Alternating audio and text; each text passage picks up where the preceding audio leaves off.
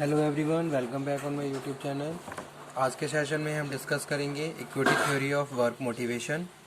Okay, this theory is based on equity means to say comparison with other during job in the organisation.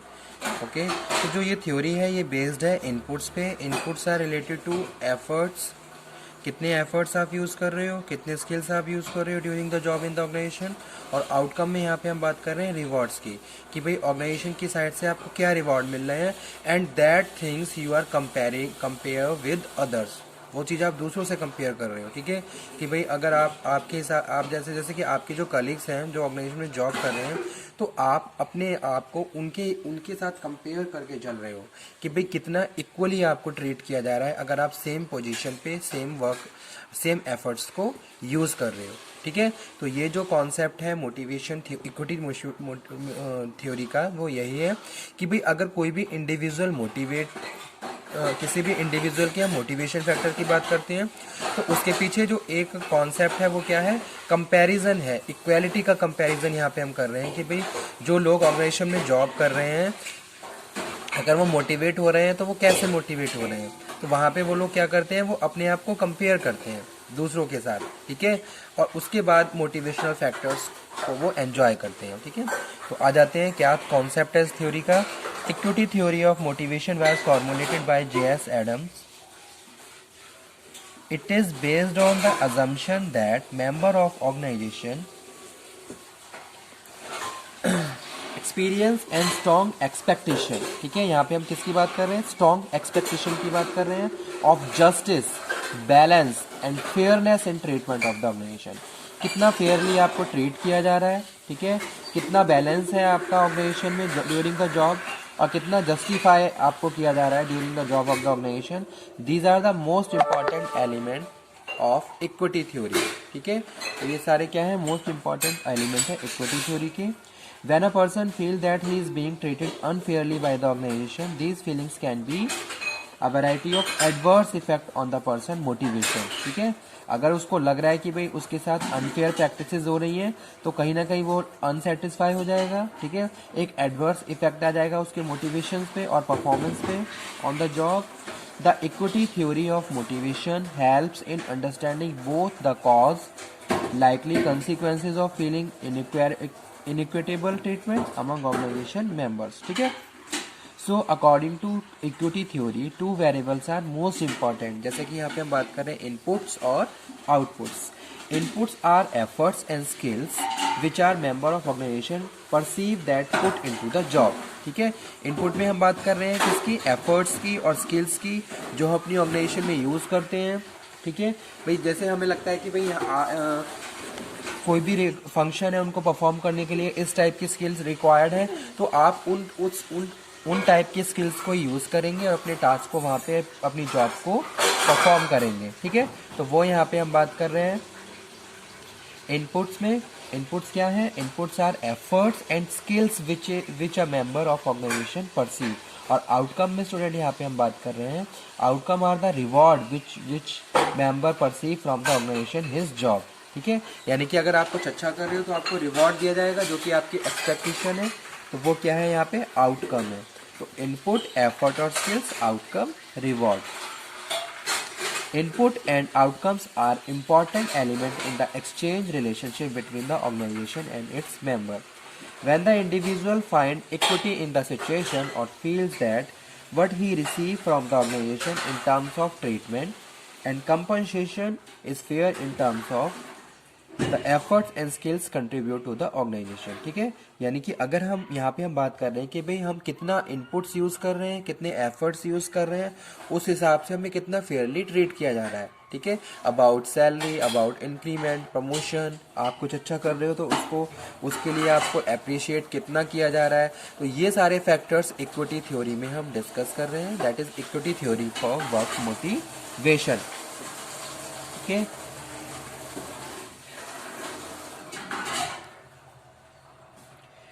the efforts and skills he contribute to the organization, so he is satisfied with the arrangement and normally committed to the organization its goal. So four terms are important in this theory. First one क्या है, person. The individual for home equity और iniquity exist, जिसके लिए भी equity और अनइक्विटी exist कर रही है ऑर्गेनाइजेशन में, वो इंपॉर्टेंट है। सेकंड हम बात कर रहे हैं स्टूडेंट किसकी, कंपैरिजन अदर्स की। कंपैरिजन अदर में हम बात कर रहे हैं एनी ग्रुप और individual used by a person as a referent regarding input or outcomes. Comparison other is also called relevant other. Okay, inputs characters, input में हम बात कर रहे हैं characteristics which individual bring with them to job, education, skills, experience and like these are the subjectively perceived by a person.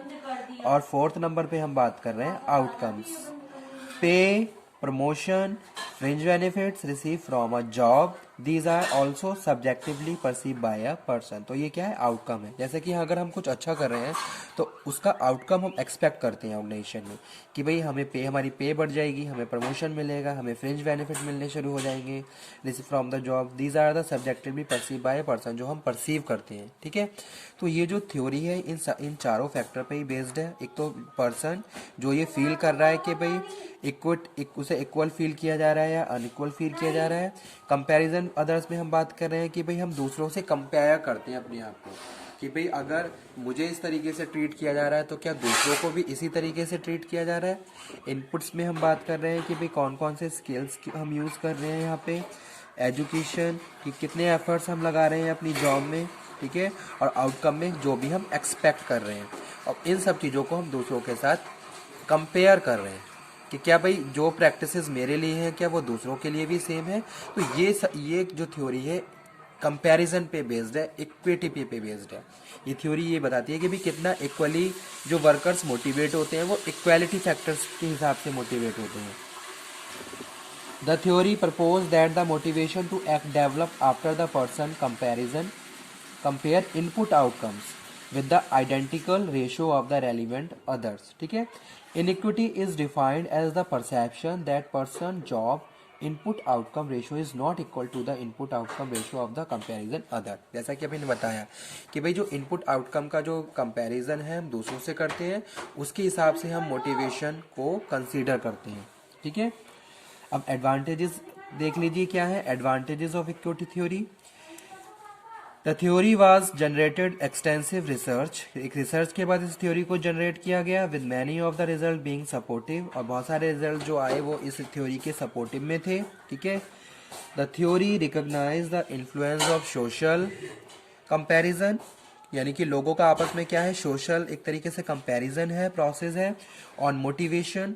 Individual are concern not only with the absolute amount of reward, ठीक है, they receive from the efforts but also the relationship between inputs और outcome and input और outcome of others. ठीक है, तो यहाँ पे हम बात कर रहे हैं कि भाई ऐसा नहीं है कि हमने किसी की नीड को सेटिस्फाई कर दिया और वो मोटिवेट हो गया। हम यहाँ पे दोनों चीजें डिस्कस कर रहे हैं कि भाई हम कितने इनपुट्स यूज कर रहे हैं और कितने आउटपुट हमें मिल रहे हैं। पहली चीज, ठीक है, कि भाई आप जितने ज्यादा एफर्ट लगाओगे उतनी ज्यादा आपकी एक्सपेक्टेशन रहेगी ऑर्गेनाइजेशन की कि आपको अप्रिशिएट किया जाए। पहली चीज ये मोटिवेशन के लिए, और उसको हम दूसरों के साथ कंपेयर भी कर रहे हैं कि अगर सेम चीज अगर दूसरा कोई बंदा परफॉर्म कर रहा है तो क्या उसको भी इक्वली आपकी तरह ही ट्रीट किया जा रहा है। तो ये यहाँ पे क्या है, मोटिवेशनल फैक्टर्स कंसीडर किए जा रहे हैं कि भाई हम दूसरों के साथ कंपेयर करके चल रहे हैं, और इनपुट आउटपुट रेशो को भी हम कंसीडर कर रहे हैं कि कितने इनपुट्स आप लगा रहे हो, यानी कि कितने एफर्ट्स यूज कर रहे हो, कितने स्किल आप यूज कर रहे हो ऑर्गेनाइजेशन में, उसके हिसाब से आपकी एक्सपेक्टेशन उतना आपको रिवॉर्ड दिया जा रहा है या नहीं दिया जा रहा है। ओके, और उसके बाद इस चीज को आप दूसरों के साथ कंपेयर भी कर रहे हो। That's why this is theory is known as equity theory of work motivation. ठीक है, और थर्ड एडवांटेज की बात कर रहे हैं student, the equity theory pose that the major share of motivated behaviour is based on the perceived situation rather than the actual set of circumstances. ठीक है, तो ये थे advantages of equity theory. Disadvantages की बात कर लेते हैं। The theory is not clear about the area mention, जैसे कि इज गिवन फैक्टर इनपुट और outcome. For example, responsibility is view by the some as a input as output by the others. ठीक है, तो रिस्पॉन्सिबिलिटी को कोई input की तरह ट्रीट कर रहा है, कोई आउटपुट की तरह ट्रीट कर रहा है। सेकंड है, how does a person choose the comparison other. कोई कंपैरिजन का कोई स्टैंडर्ड नहीं है, हम अपने हिसाब से उसको कंपेयर करना शुरू कर देते हैं। कोई एक तरीके से सिस्टम नहीं है, या फिर क्या बात करें यहाँ पे कि कुछ चेंज नहीं है, ठीक है। Under what circumstances will each method of inequality resolution are used. The feeling of inequality may be force one quit the job but may force a change of comparison in another. What is the relationship between the input and outcomes if they perceived by the employee to interrelated? Okay. And last, will the findings generated in the laboratory experiment hold in the actual organization? One analyst of the equity theory was noted that the most studies supporting it has been laboratory experiment with the student subjects.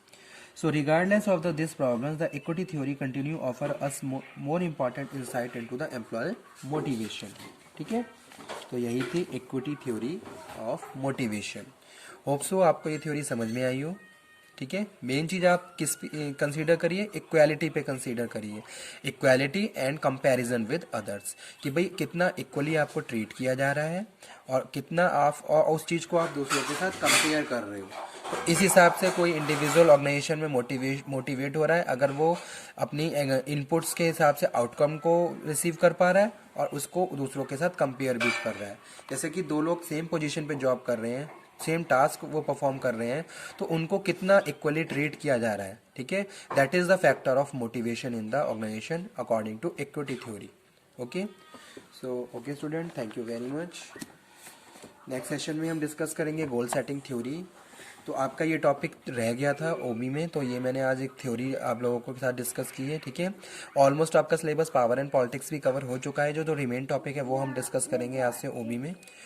Okay, thank you very much. किसी भी topic में अगर आपको कोई problem हो तो आप भी उसको पुटअप कर सकते हैं, उसको दोबारा से डिस्कस कर सकते हैं। ठीक है, आप मुझे कन्वे कर दीजिए जो भी डाउट्स हो आपके, जो भी आपके प्रॉब्लम्स हो, उनको हम स्टार्ट कर लेंगे। Okay, thank you.